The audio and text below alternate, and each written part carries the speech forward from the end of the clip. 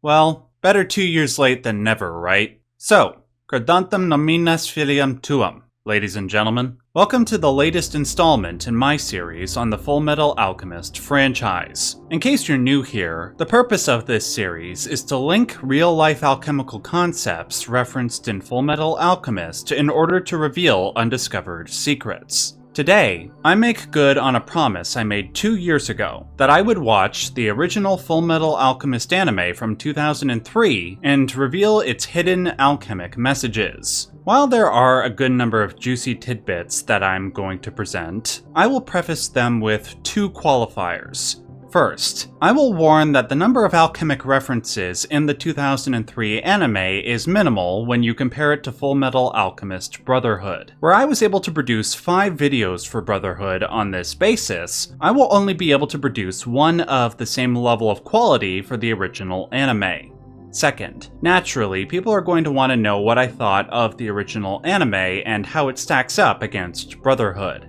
I'm going to address that briefly, but I understand a lot of you would prefer to skip past the review and get right to the juicy stuff, which is totally cool. If you want to do that, use the time codes in the description box to jump ahead. So in short, I thoroughly enjoyed the original anime. Considering that it was produced long before the manga that spawned it was completed, they did a pretty solid job making do with what they had. In 1 or 2 respects, I would say that it supersedes Brotherhood in quality. But on the whole, I do think that Brotherhood, while not vastly superior, is clearly superior. Though in some ways it's an unfair comparison. Brotherhood is one of the greatest and most popular anime ever made. Comparing it to the 2003 anime is like comparing The Dark Knight to the Lego Batman movie. Yes, the former is better, but the latter is also of considerable quality. I think the original's biggest strength is in its thematic philosophy. Though both series share many of the same themes, the original bears a deeply existential element that makes it darker and more contemplative. This in turn made several of the characters and events in the original anime not more emotionally resonant than in Brotherhood, but resonant in a different and equally interesting way. I will cite one example and then move on.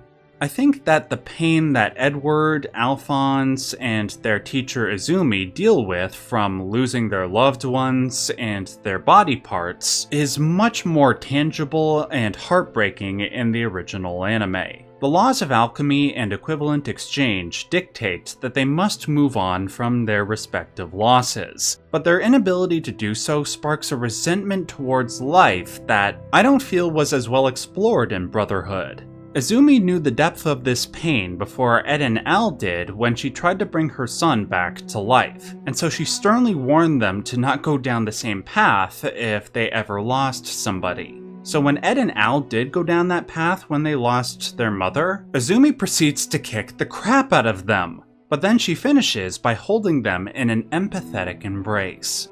The drama and existential angst conveyed in this moment, done entirely through visuals and without any dialogue, is perfect. It instantly became one of my top 10 favorite moments in the history of anime, and it nearly brings me to tears every time I think about it.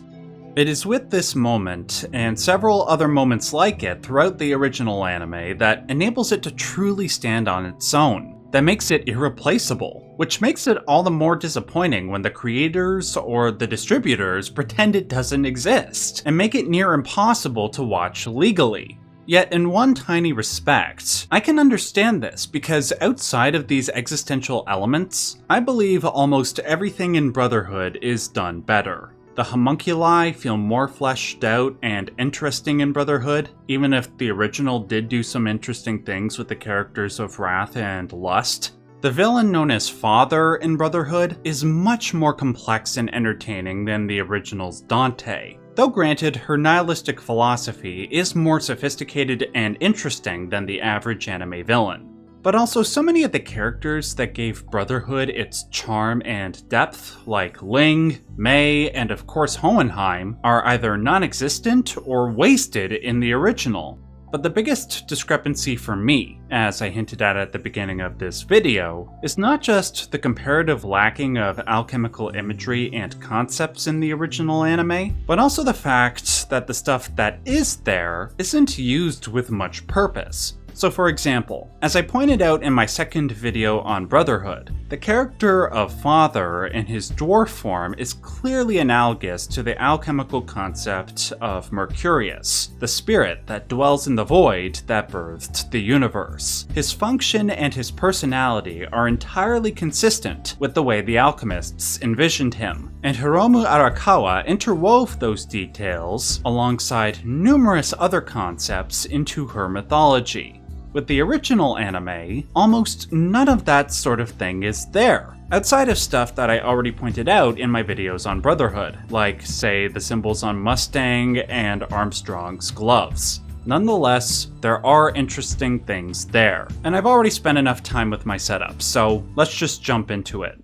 The first alchemical concept I will invoke is the union of Sol and Luna, a concept that I elaborated on in video 3 of this series. To summarize, the alchemists believed that when opposing elements are conjoined, something of divine value will be produced. In the case of Sol and Luna, they believed that by uniting pure masculine energy, Sol, and pure feminine energy, Luna, in one being, the result would be the most prized goal of alchemy, which is of course the Philosopher's Stone. In their attempts to illustrate this idea, they would personify these two energies in three key ways. One is in the form of the sun and moon, which is what the Latin Sol and Luna refer to. A second form is through the metals gold and silver, and a third form is through an actual man and woman combining to form the divine hermaphrodite, which the alchemists referred to as the rebus. In Brotherhood, we see this union of Sol and Luna referred to via the Xerxes tablet, the symbols on Kimberly's hands, Armstrong's glove, and of course with the eclipse. In the original anime, there are many references to this concept, though they don't seem to be done with much of a purpose. One example is in episode 6, when Ed is about to be interviewed by Bradley, or Bradry apparently. On the door leading into the examination room, we see Sol and Luna in the form of the sun and the moon, and as humans waiting in the alchemical bath, where they will unify. Another place where this concept is invoked is in episode 29. When Ed speaks to Izumi about what it was like going into the gate when trying to bring his mom back to life, he talks about having a vast amount of knowledge about alchemy being transmitted into his mind. Now, unless you have your pause button ready, you're going to miss about 5 or 6 references to the Sol and Luna concept speed by. Though, again, the illustrations referring to Sol and Luna don't have much relevance to the overall story, their presence does seem to indicate some knowledge by the creators, or at least by Arakawa advising the creators. The images we see emerge from famous alchemical texts, including the Mutus Liber, Les Trésors des Trésors, allegedly written by Nicholas Flamel, whom some of you Harry Potter fans might recognize, and the Splendor Solis, written by a man named Salomon Trismon, who, according to legend, was the teacher of arguably the greatest and most famous alchemist that ever lived, Paracelsus. By the way, in case some of you might not remember from my first video, Paracelsus's last name was Hohenheim. Just a neat little connection there. And finally, there's this symbol in old Dante's book in episode 32. This symbol is also seen on the laboratory wall in episode 8 of Brotherhood. As I explained in video 4 of this series, this symbol represents Sol and Luna coming together to form the Philosopher's Stone. The next thing I will draw your attention to are 2 things in the opening credits. Notice the title of this book and the page on the right-hand side. The book is The Mirror of Alchemy, allegedly written by the 13th century scholar Roger Bacon. The page is an excerpt from a book called The Compound of Alchemy by Sir George Ripley, whose text we see in a couple of other places in the anime, on Edward's acceptance letter in episode 8, and on the famous transmutation circle. Both of the books detail the supposed chemical process one must enact to produce the Philosopher's Stone. Bacon's model proposes the combination of sulfur and mercury with lesser metals like lead and iron. Doing this would transmute them into greater substances like gold, as well as the aforementioned Philosopher's Stone. Now, as for the text we see from Ripley's book, it is, as Ripley calls it, a recapitulation of the 12 steps in the book's final chapter. I will read the first 4 lines of the text first, and then explain their symbolism. Pale and black with false citrine, imperfect white and red, the peacock's feathers in gay colors, the rainbow which shall go over, the spotted panther, the lion green, the crow's bill blue as lead. These shall appear before you perfect white, and many more others. Before I decode this, know that just like Dr. Marco coded the recipe for the Philosopher's Stone with cooking recipes, the alchemists did the same with their recipes. Sometimes it was intentional, but other times it was because they were trying to illustrate processes they couldn't explain in a purely scientific manner. It's like what I said before about masculine and feminine energies combining. They illustrated this using the sun and moon, gold and silver, man and woman. Anyway, what does it mean? Well, it seems to be talking about an evolution of the substance that will become the Philosopher's Stone from the Nigredo state to the Albedo state. Now, I did talk about this in video 4, but I'll just do a brief recap. Nigredo represents the first stage in the alchemical process, which is to get a piece of the void that existed at the beginning of time, from which all of creation was made. Though the alchemists did try to illustrate the Nigredo in other ways, like with a raven, as we also see in one of the 1-second blips in Edward's vision. Once Nigredo is obtained, the alchemist must dissolve the black of all its impurities. When this happens, it will go through a series of color changes until only white is left. This change in color from black to white is personified with the peacock, whose tail, of course, is one of many colors. And once again, we see the peacock in Edward's vision. A picture that stems from the aforementioned Splendor Solis, produced by Hohenheim's teacher. The colors of the peacock's tail are further personified by the panther, the crow, and the lion. By the way, if you want to learn more about the significance of the green lion and its appearance in Brotherhood, I refer you once again to video 4.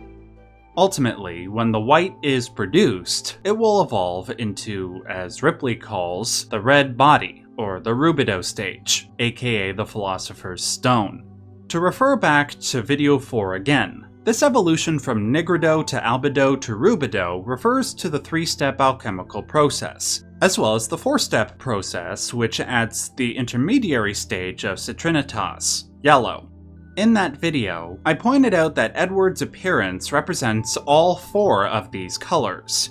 In the original 2003 anime, the 4-step process is referenced again in Edward's vision, when he sees a picture from an alchemical text called Atalanta Fugiens, written by the 16th and 17th century alchemist Michael Mayer.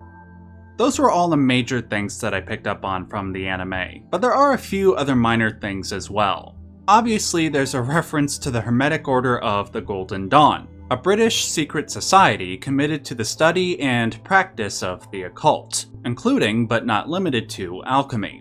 Next, there's something I completely forgot to mention in my Brotherhood videos regarding Laboratory 5, the place where criminals were gathered so they could be transmuted into a Philosopher's Stone. Making it the 5th laboratory is especially appropriate, because as I pointed out in video 1, another name for the Philosopher's Stone is the 5th element. By combining the 4 classical elements of earth, wind, fire, and water together, one would theoretically produce the 5th. This coming together of the 4 to produce the 5th is referenced in a couple of ways in the anime.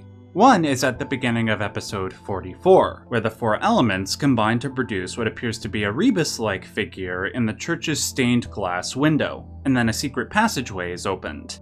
The rebus equals the Philosopher's Stone equals the 5th element.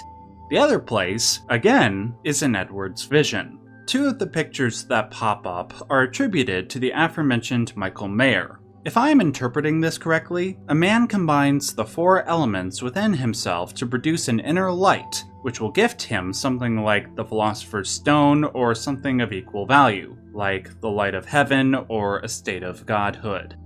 And those were all the major secrets that I was able to uncover from the anime. Before you go, I will kindly ask that you hit the like button if you do in fact believe in the law of equivalent exchange. Also, if you want to help support this type of in-depth research into popular media, please consider supporting me on Patreon or by joining my YouTube member section. I will leave links to both in the description box below. Until next time, just remember as always and as per usual, stay yellow.